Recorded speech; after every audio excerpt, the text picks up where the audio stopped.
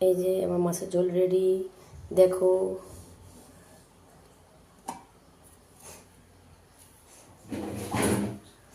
এই যে এটার মধ্যে ফোড়ন দিতে প্রথমে ভুলে গেছিলাম, এটার মধ্যে পরে একটু তেল দিয়ে, তেল তো দেখলেই তোমরা আমার তেল বাড়ন্ত হয়ে গেছে, একটু ফোঁটা তেল দিয়ে আর জিরে ফোড়ন দিয়ে, জিরে দিয়ে তেলের ওপরে আর একটা লঙ্কা দিয়ে আমি গেছি ঘরে কি একটা কাজে, যেন রান্নাঘরে এসে দেখি যে জিরে পুরো পুড়ে কালো হয়ে গেছে।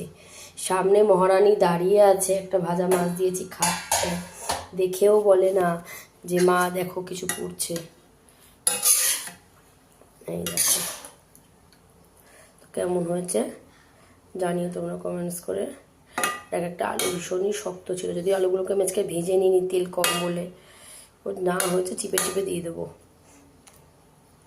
কেমন হয়েছে দেখতে বলো তোমরা। এই যে ট্যাংরা মাছ দেখতে পাচ্ছ,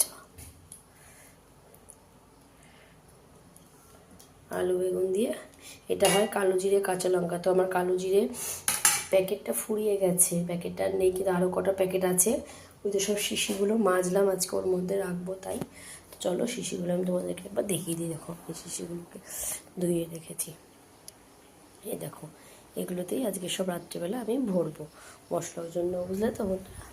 ওই জন্য আমি এর ওপরে রাখিনি। তো চলো মার মেয়ে খেয়ে নিই। তেল নেই বলে বরবটি ভর্তাও আমি করতে পারলাম না, থাক এটা পরে করবো রাত্রিবেলায়।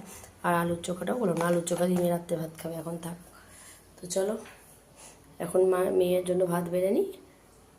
টাটা। তো কেমন হয়েছে কিন্তু অবশ্যই বলো।